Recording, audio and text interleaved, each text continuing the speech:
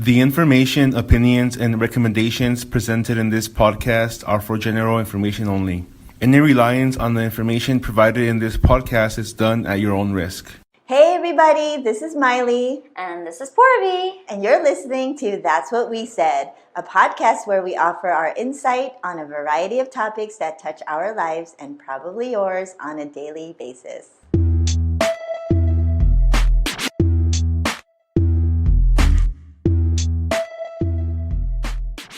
Hi, Porby. Hi, Miley. What are we going to talk about this week? Well, we actually got a special topic from our special viewer. A special viewer? Yeah, one of our viewers recommended this topic, and it's called peer pressure. Okay. Yeah. What about peer pressure? So today we're going to talk about peer pressure. And, I always thought peer pressure affected us as children. But as I'm old as hell now, I still feel a lot of peer pressure from different things. You feel peer pressure. You also give it out. Give it out. I give out peer pressure I take peer pressure. You just peer pressured me today, girl. Tried to get me to go to Walgreens with my lazy ass. I tried to get you to walk in the sun to get you some exercise. Sorry for helping your heart. I'm the laziest and your person. Ass. But anyway, so yeah. Tell me about peer pressure. Yeah, so basically, there's so many different things happening in our lives today, and it just gets harder because you're peer pressured into doing a lot of things. Right. And even though we teach our kids, like, if you get peer pressured, just know what's better for you. Yeah. Don't do this, do that, say no, blah, blah. But as adults, we're peer pressured too, and are we actually taking that advice ourselves? No, I don't think so. Yeah. I don't for sure. Right. I know for sure. Yep. Because we're peer pressured, but we don't even realize that we also peer pressure people to do stuff that it could be little things like, oh, come on, just come with me. Like when you wanted me to come with you to Walgreens. Yeah. Sometimes like you don't want to do something by yourself. You're like, come on, just come with me. Or hello, you call your other friend, can you come with me to do this exercise class? Like there's always some form of peer pressure somehow, some way. Yeah. And so like, for example, like when I first moved to San Francisco, I didn't peer pressure to move to San Francisco? I didn't. No, I didn't. I came on my own account. When I came here, I didn't drink at all. You still don't drink, girl. What you talking about? I know. I don't. But when I moved, I literally only drank on my birthday. Oh, wow. Only once a year. I just never really liked the taste of alcohol. But the thing about it is, like in San Francisco, everybody does a lot of happy hours. Oh, yeah. All the time. At work. Every day, all the time. Like whenever they can get a drink in you, they will. I know. So I didn't really realize how awkward it was when I wasn't drinking, because what happened was we would all go out for happy hour and then I'd be like, no, I'm not drinking, or I don't want to drink, whatever. And it's not because like of any other reasons, because of the fact that I just don't like the taste of alcohol, and I just don't like how it makes me feel after a while. Yeah. So then I would always say no, but I would love doing the social aspect of it, like hanging out with my friends. Yeah, it's like just social hour. Socializing, but it doesn't mean I have to drink. Yeah. Well, in that scenario, what happened was one of my friends, we were like, oh, let's catch up, let's do a happy hour. And she's Why like... does it have to be happy hour, though? Well, I think happy hour is over like dinner. just a kind of thing, like instead of saying, hey, let's go get drinks, it's like, let's go get happy hour. We can get food as well. Happy hour. But, I feel like here everybody associates happy hour to drinking when happy hour should be associated to socializing. So anyway, so she goes to me, she's like, why do you want to do happy hour? You don't drink anyway. And then it kind of clicked. I'm like, and I told her, I'm like, you don't have to drink to go socialize. Well, you know why? It's because happy hour it's connected to bars and stuff, right? I think that's why people think about that, happy hour. I think it's also like de-stressing and like, hey, let's after work, let's just kind of like chill with a drink. Ooh, girl, I need a drink. Yeah. And we would go get a drink. Right. Yeah. So here's me during happy hour peer pressure situations. Like people will say, ooh, come on, just go have one drink. And I'll be like, oh God, I really can't go. But okay, fine, one drink, right? So I go for my one drink and oh my God, 5 drinks later. Yeah. I'm like, what the hell? Yeah. And then I feel bad. I'm like, I said I was just going to have one drink. So it's really hard to say have one or not even go. Yeah. I think you almost have to just not go. Yeah. Because that just one drink sometimes, at least but for then me. It's like I love meeting up with my friends and socializing and understanding like what's going on in the world outside of my work life, you know? Yeah. And anyway, so like after a while I realized a lot of my friends stopped inviting me to happy hour because I didn't drink. And they're like, well, we don't want to drink in front of you. It's kind of boring. And I'm like, I'm actually fun regardless if I'm drinking or not. I still can conversate. I don't have to be a belligerent drunk to have a conversation. conversation. Have you realized yet that I stopped inviting you to happy hours? Yeah. Sorry, Darn it. my Peer gig pressure. is up. My gig is up. But like, yeah, so I don't really, so for peer pressure, I don't really know what to do because I'm always getting like invited out, like, hey, have a drink, have a drink with me. It's only, and it's not even the money. Yeah. It's just, it's not my thing. Like, I don't like alcohol. But see, you know what? Here's the thing. So I knew when you told me that you didn't drink, I was kind of like, what the hell? What's wrong with that girl? She don't drink. But I still enjoy. I mean, it's true. You are fun to be around because, I like to make fun of you and all that stuff. Gunshot wound to the head. Yeah. Shout out to Gabe. But you know what it became? I realized, I remember, I think at the beginning, I probably was kind of like, come on, girl, just have a drink. Yeah. But now that I know, I've come to respect you. Serious moment. I've come to respect you. And I know that you just choose not to drink. So now when we go out, I mean, it is unfortunate that a lot of our social functions here at work, it involves a happy hour, it involves like a party, it involves drinking. But now I know, like, okay, Porvi, she don't drink. So to me, I took that as a positive. Like, it kind of sucked that you don't drink because you're my friend. But I turned it around, made it a positive. Why does it suck? Well, maybe because the way I see it, I see for me drinking, it helps wind me down. Because, girl, you know me. I don't need to have a drink to act like this. Okay? And same with you. You don't have to drink. We're like the to sober. act a certain way, right? We are sober drunks, right? But I think part of the drinking for me is just like the relaxation. But, girl, trust me, I could relax without any drink. But why do you have to portray that on someone else? I think the reason why is because maybe it is portraying it on other people, but maybe it's not necessarily portraying. It's like, come on, come to where I am. Like, this helps me relax.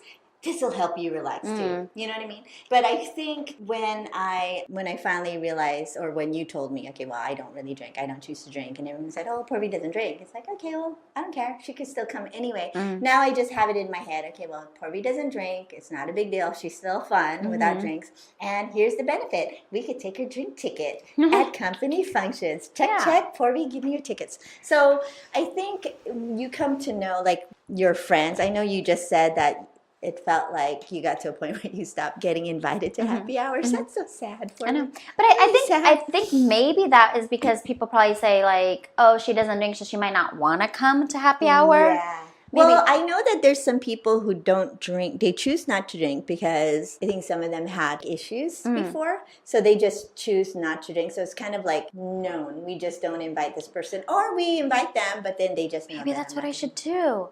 I should just say I'm getting out of AA and I'm like 3 weeks sober. Then people will not peer pressure me.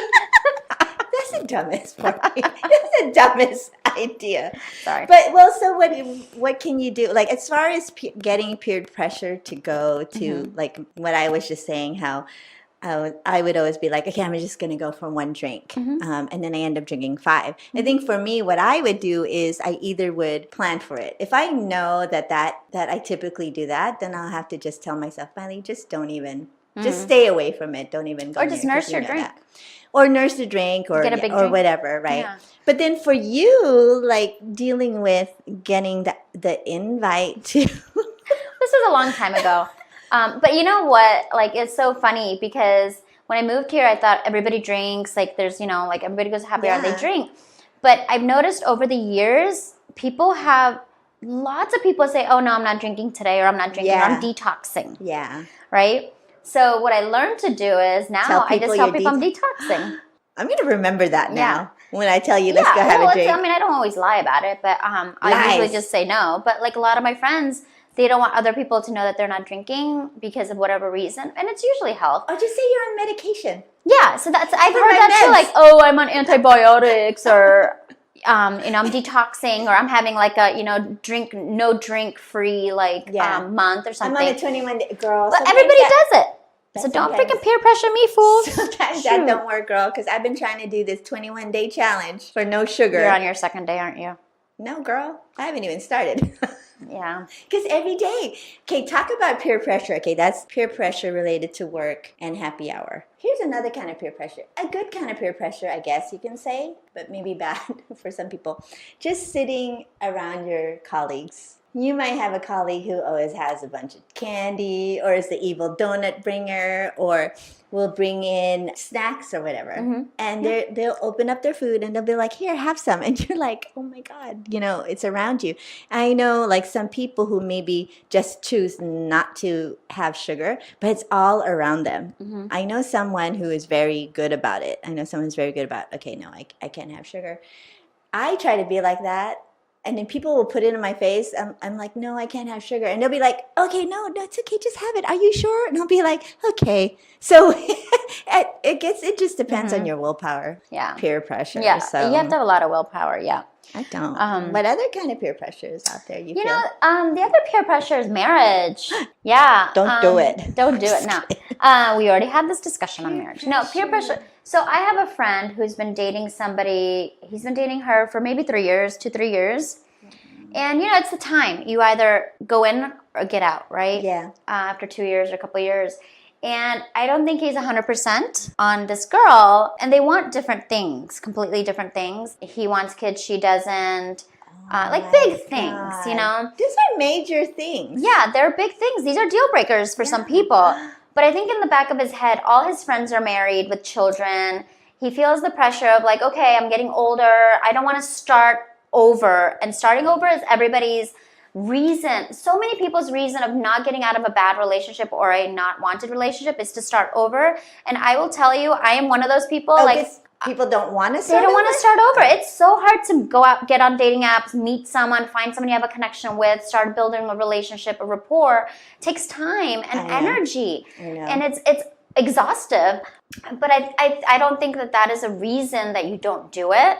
But I think that is a reason people don't do it. So, we were talking and he's like, yeah, I think I'm going to marry her. And I'm like, but you're like 30% sure you want to be with her.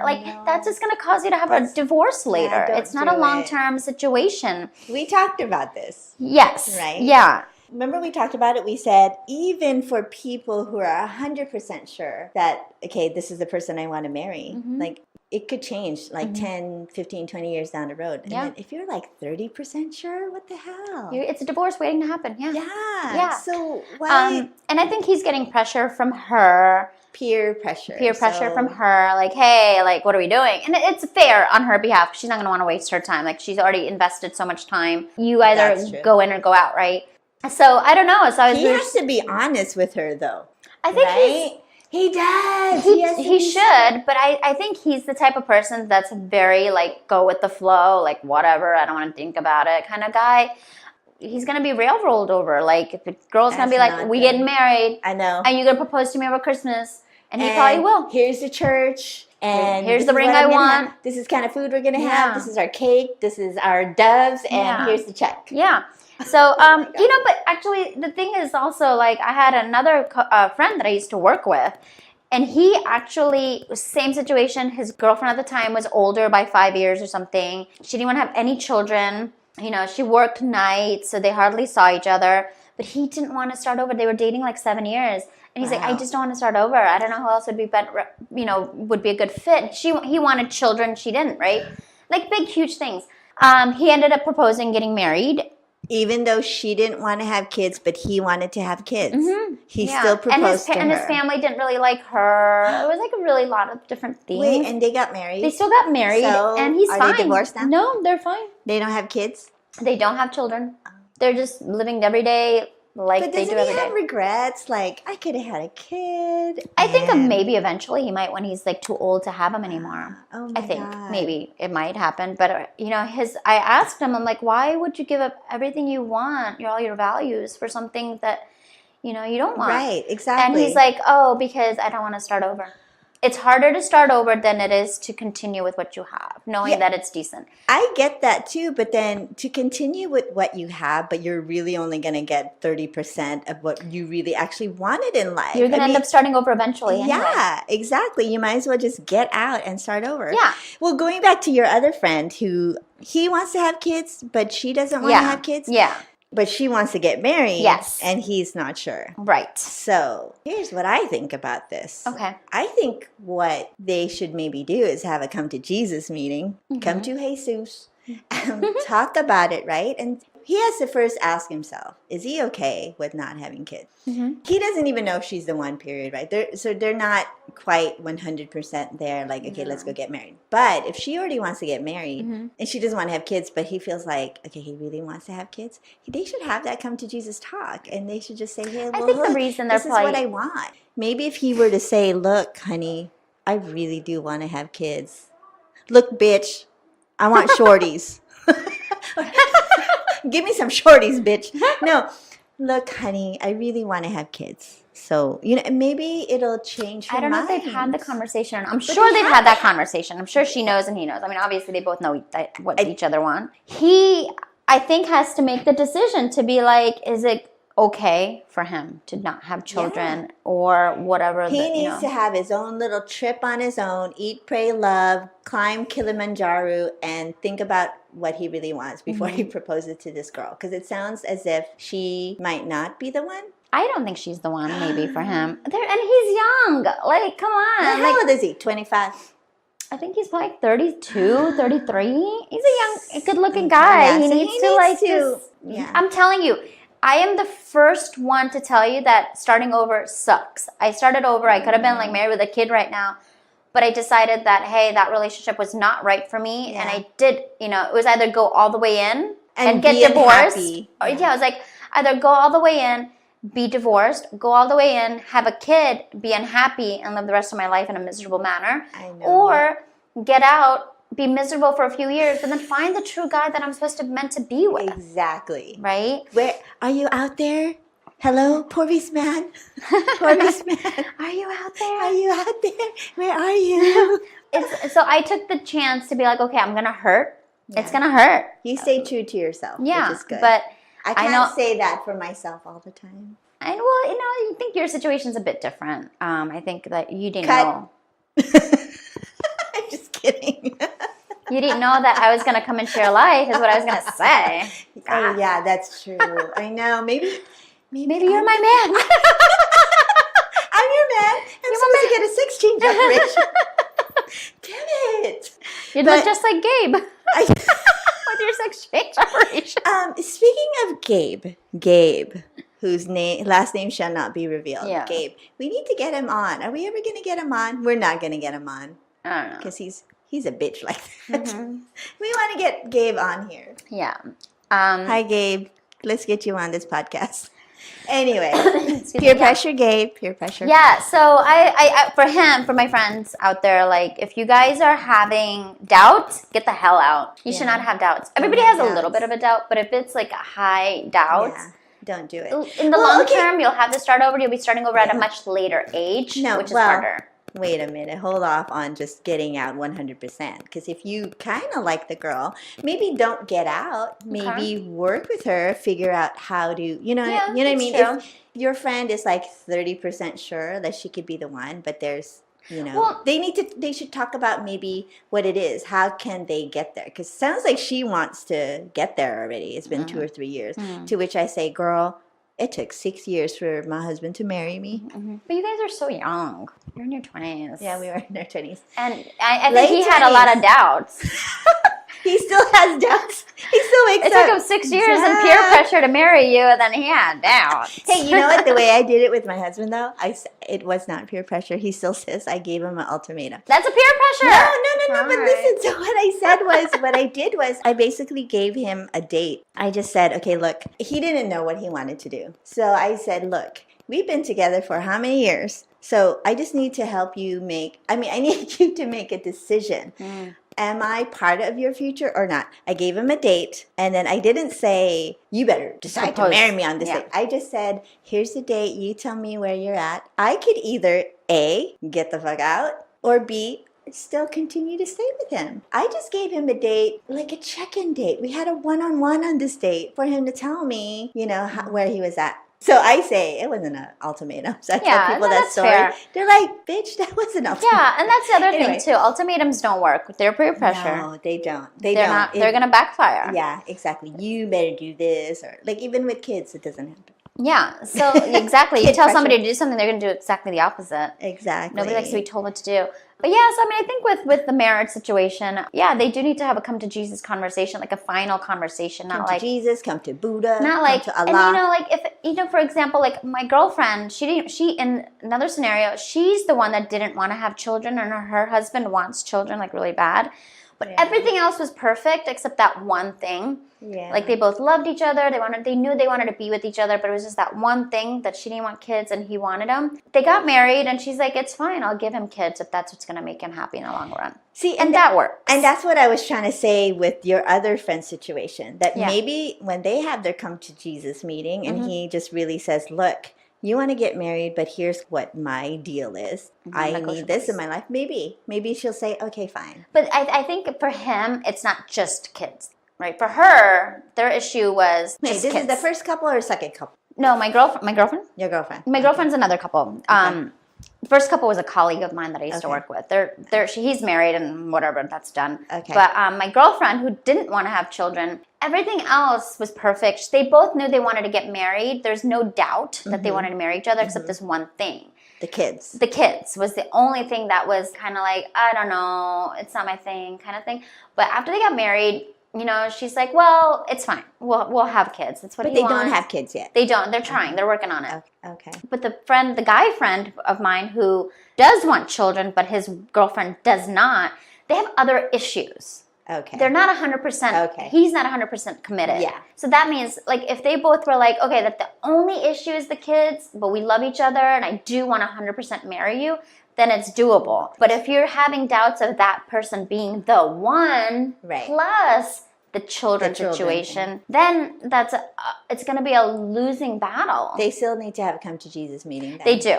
To and talk. I think they may have talked like generically, like, hey, kind of want kids. Oh, okay, you don't. All right, like that.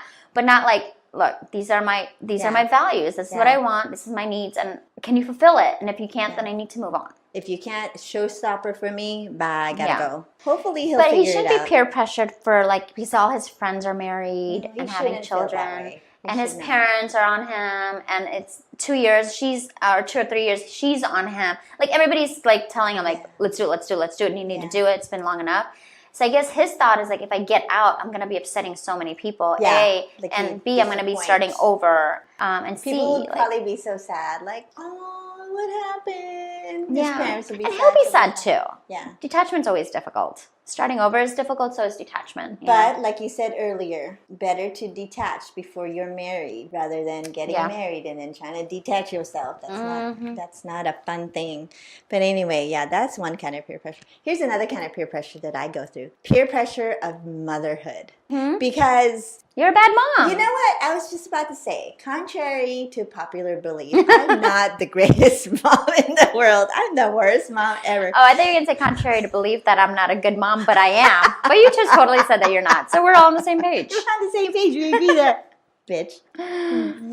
One of the pressures of motherhood that I face a lot is trying to be this perfect mom, doing all this stuff for your kids. At the beginning, I think now it's fine. My firstborn, she's 18, but at the beginning, everyone's doing these things for their kids. Like, what camp are you signing your child up for? Or what? You're signing up for just that camp? Well, this one is better. This one is like $500 more, but it has this, and that. It's like this peer pressure of trying to keep up with the Joneses in a way, and being a mom. And it's financially, like- it's draining because you might not be as financially comfortable as other people. Exactly. So I know there's a lot of moms who do fall for that and they'll just sign their children up for things that they see their peers signing their kids up for. But I know, luckily, there's a bunch of other moms. Like, I know some of my close friends are like, really? She bought her kid a phone? Fuck that, I'm not gonna buy my child a phone. I'm not. I was that mom that was like, my kid will never have a phone. When she's that young, she don't need a phone. And my kids had phones like in the 3rd grade. But anyway, that's a different podcast episode. But it is hard as a mother and probably maybe as a dad. I'm not sure, but I can only speak from the mother's perspective. But when you have kids and everybody around you has kids and you see how other people are raising their children, the things they're giving their children, you tend to say, wait, am I doing the right thing? I didn't sign her up for that that camp over there. I didn't send her to this camp over here. Am I messing my child up? Or I'm not sending her to this school. I didn't sign her up for this class to take. So it's really tough. And then like sometimes I feel like getting judged by not my close friends, but just other parents out there when they look at what my kids are doing. So it's really hard to deal with that. But now it's just whatever. With Sammy, I felt it. Sebastian, not so much. Now with Sage, I'm like, fuck it. Well, what are your Sage. recommendations to women out there who are struggling financially to put their kids in all the camps and like classes that they're feeling pressured about? You really have to just tell yourself and know in your heart whatever it is you're doing for your child is good for your child and it's good for whatever situation that you have. You're not in the other people's situation. You're in your own situation. You know your finances, you know whatever your geographic area, you know as far as like your time, what you have time to sign your child up for. I think you just have to know in your heart that you're fine just where you are and don't compare yourself with other mothers because you're never going to compare to other people. But yeah, I think that's the key, but that can apply to everything else. Just knowing in your heart what you really want to do. Going back to the whole drinking and happy hour thing, just know already that you don't want to drink at happy hour. So you're just kind of like, okay, you're either going to know I'm only going to have the one drink or you're just going to not put yourself in that scenario. Or you can just buy a drink that looks like alcohol, but it really isn't. You know what's funny? When my husband had his bar, there would be someone who would go visit him every night. It'll be a different person, right? And they would obviously want to have a drink with him. He got to a point where like he was drinking every night. He'd come home drunk. So then he finally learned how to beat the system. He would tell his bartender when they would pour the drinks, his would just be water. They would think he's taking shots of vodka or whatever. He's really taking shots of water. Yeah. Although a funny story, a friend of mine a long time ago, we were at a club and we were dancing and she's like, hey. And we're like, hey. She goes, girl, I'm tweaking. Like I was drinking a lot of this and it was sparkling water. I was like, girl. Anyway, anything else to say about peer pressure? No, just, if you're being pressured, just be smart about it. Don't be a dumbass. Yeah, I mean, you're bigger than everybody else and emotionally, like, you know what's best for you. And That's right. They're not going to, if you're getting married because of peer pressure, they're not going to be there to save you when you're going through hell. Exactly. They're not going to be living your life and be in your shoes. So, yeah, and for drinking, like, they're not going to be the one that's going to have to, like, go through the, throwing up or whatever because you've been drinking. It's going to affect you. Yeah, they can peer pressure you, but at the end of the day, your decisions affect you, and they won't know what that is. And then, you got to be true to yourself. Yeah. I am glad that you peer pressured me into doing this podcast, though. I think you peer pressured me. I think you peer pressured me, Ho. Yeah, we peer pressured each other. But I didn't let you peer pressure me into going to Walgreens with you. I stay true to my lazy ass. Yeah, you wanted to stay fat. That's all right with me. Fat is good. I was trying to help you be skinny. Fat is good. There's more things to love. Nobody wants to hang on those handles. Anyway, thanks everybody for listening in Yes. on this week's episode on peer pressure. If you guys have any suggestions or any examples of when you're peer pressured, you'd like us to talk about it, and we could tell you if you did the right thing or not, give us a holler, reach out to us. Our information is on our show notes, and our email is thatswhatwesaidpc@gmail.com. Thanks for joining us. Bye. Have a good week. Bye. Bye.